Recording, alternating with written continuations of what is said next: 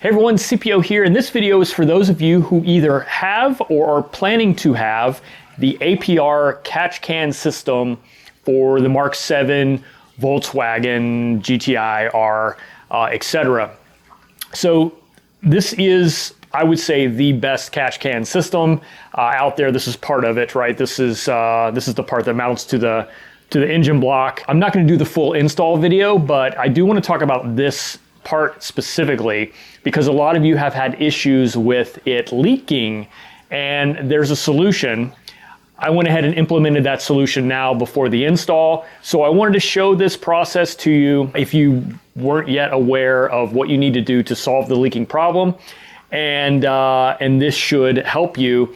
Now, APR is aware that there is an issue with these and they're working to fix it. Matter of fact, I think they're implementing the same fix I'm going to talk about here. So if you're going to buy one in the future of this video, after it's published, it may already be fixed. It may not leak at all. But if you've got one now or you're buying one right now, this might be a solution for you that you need to pay attention to. There's a couple things here to deal with.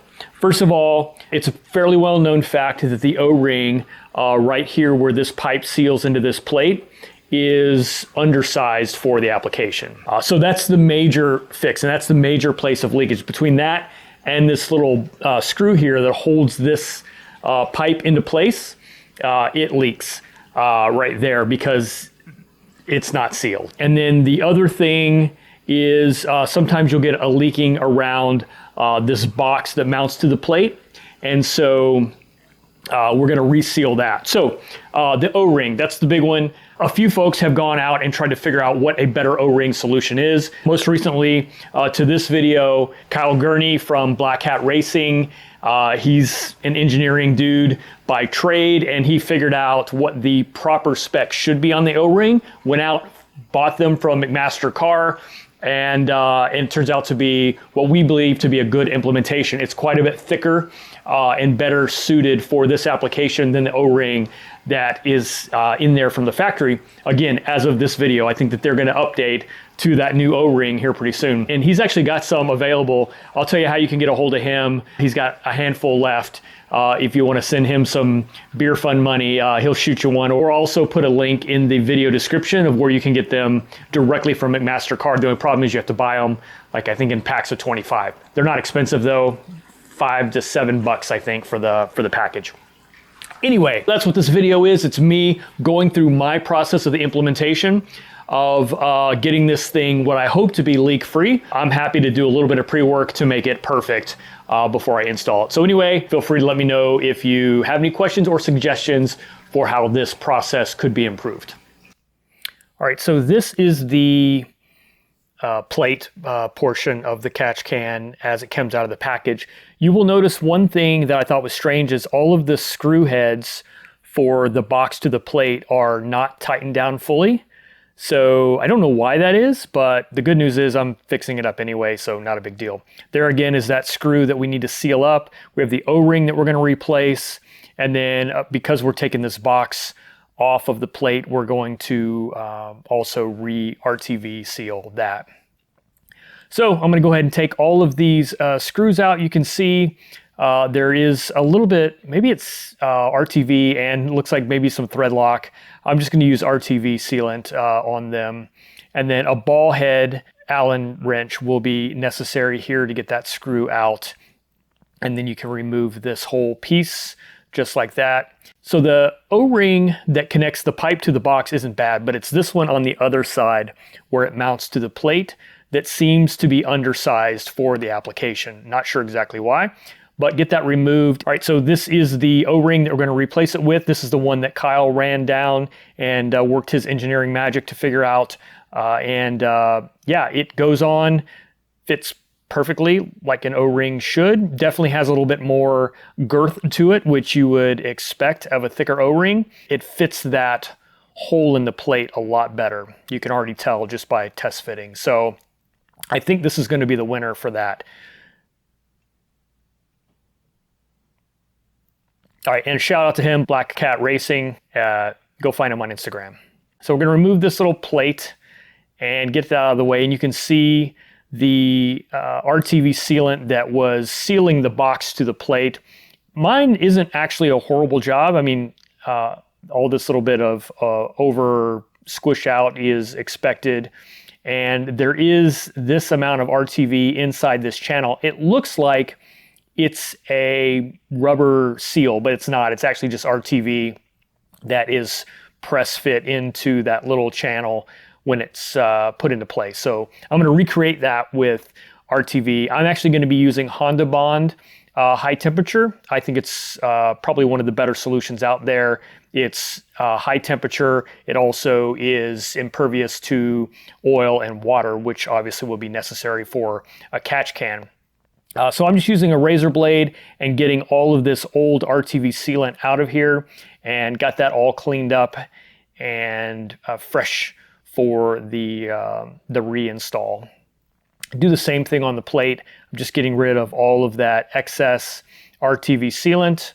And then one thing I did notice is I had a nick in the aluminum plate in a couple places, but this one in particular, you can see where the nick has the aluminum pushed up above the mating surface where it mates to the valve cover on the engine block. So I took a small little file and just filed that down to make sure that there was nothing protruding beyond that surface that would cause a potential for leak.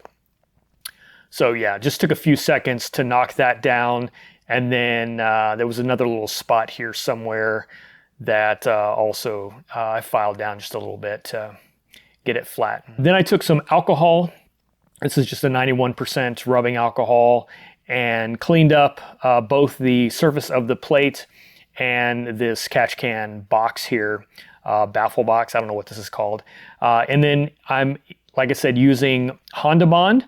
It's fairly easy to work with. I'm just using my finger to put a very thin layer across this surface and then sort of wiping off the excess with my finger.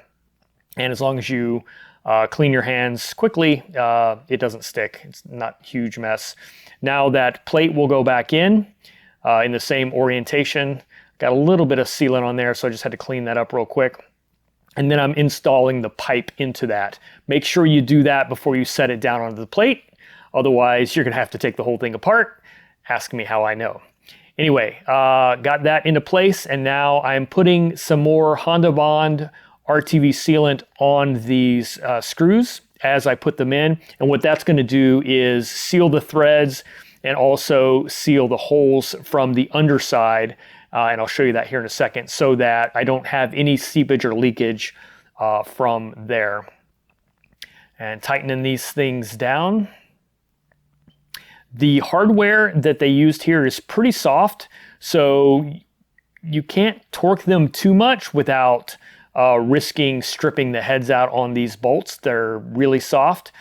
So get a good, nice torque on them, but you'll probably only get one good shot at it before you start to strip them. But you can see where the excess Hondabond has pushed out of those holes. I'm just going to clean that up. And what that leaves me with are these little dots of sealant that should protect from anything escaping back up through those bolt holes. And then I'm just tidying up a little bit, cleaning off a little bit of the extra squish out using a pick tool and a paper towel soaked with alcohol, just to clean that up before it starts to cure. And that's just for aesthetic purposes. But you can see I've got this nice even layer of RTV gasket basically there where the box mounts to the plate. And of course the underside right there. All right, now we're going to deal with this other side. So we've already replaced that O-ring.